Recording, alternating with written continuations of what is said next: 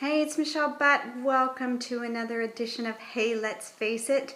It's actually a Tuesday today when I'm filming, and I wanted to film this today because I was at this incredible networking event this morning in honor of International Women's Day that just passed, and we had this wonderful, powerful woman speaking, and her name was Janet Keston, and she is an ad whiz and really spoke about women and going after what we want. And one of the things that she actually touched on that made me think, oh, I've got to go home and steal away and make this video today, was that she was talking about, she asked us all to put up our hands and say, who here thinks that they're a pleaser? And, most of the room put up their hands. In fact, there were almost 100 women in the room.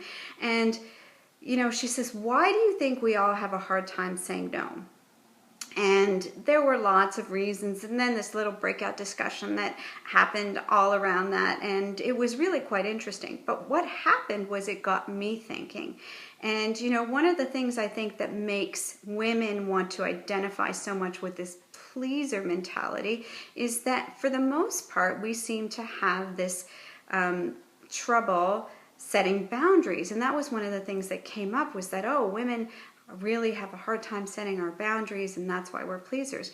But then I got to thinking of it from a face reader's perspective, and I realized that women may tend to really identify with this pleaser and blurry boundary space, but it's not just women. In fact, faces can tell you if you're going to have a problem or not with setting boundaries, or if you're going to be a natural boundary setter.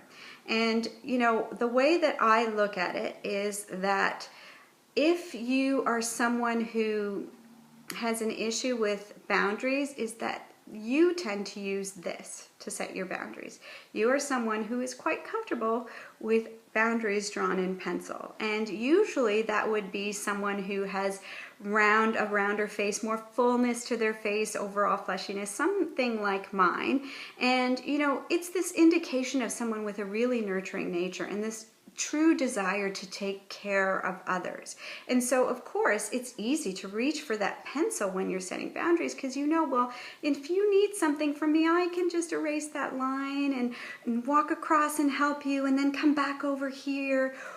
But the problem with this is that other people can also erase it without you even knowing. It's really easy to just step on the boundary and scuff it up a little, and then you forget that it's there, and you remember, well, I just wanted to take care. And so your boundaries can get erased so much that you forget where they were or that they were even there. Then there are people who have really strong jaw lines, really, thick eyebrows, an angular nature to their face, anything squared off. And these are the people who are determined to get things done. They are the ones who make changes in the world. They're the doers. And chances are they are drawing their boundaries with one of these, a Sharpie. They don't let other people dictate for them how the world should be. They set the boundaries and they make clear lines. So it's really easy for them to say, I'm not a pleaser. I'm going to do what needs to be done, and I'm going to tell you what needs to be done, and then you're just going to do it, or we're just not going to meet there. And so, it's not, and women can have those kinds of faces. So this isn't necessarily a gender issue. It is an innate personality and emotional issue in terms of how you are programmed to behave, and your face is the story. It's your little instruction manual. So if you have a face like this, then you're most of the time going to reach for a pencil, and you have to learn to consciously reach for a Sharpie more often than not. And if you have a face that is very angular and straight, so if you think of someone like Arnold Schwarzenegger, or those strong jawlines, then you're going to have Sharpie in your arsenal, and very few times will you have a pencil. So, that will make you determined, and nobody's going to step over your boundary unless you decide to draw a door in and let them in. And so for today, what I thought, well, what does that mean? Does that mean that some people are always just Sharpie people and some people are always just pencil people? the beauty about face reading is that it helps you recognize things like, I am a pencil person, and if I really do still want to not overgive and I want to have my boundaries respected, I need to learn how to pick up a Sharpie every now and then.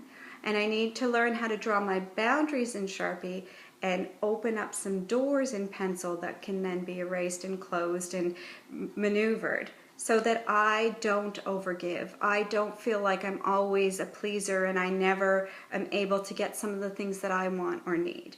And if you're someone who is very much a Sharpie person and you need to add some flexibility and some softness to your approach, whether you're a man or a woman or in business or personal relationships, then you need to learn also how to consciously pick up a pencil and draw in some doors and windows so that you're allowing other people in.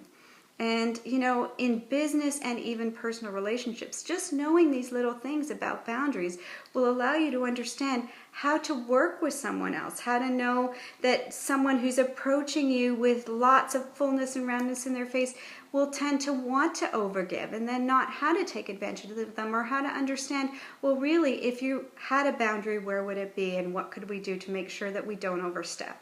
And if you have someone who you know is going to come to you with this already drawn line in the sand and very little flexibility to, you know, understand where they're coming from, and then how to try and ask them to build in something different that doesn't disrespect their Sharpie but still allows you to open your window.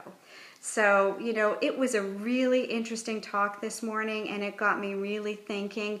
And I think the moral of this story is that no matter what your face looks like, no matter whether or not you feel you're a pleaser or you know very well how to set boundaries but perhaps might be a little inflexible, is that if we could all carry a Sharpie and a pencil in our pencil cases and our toolkits, imagine what kind of magic we could create in our lives, in our personal relationships, in our business relationships, because then we'd have the best of both worlds.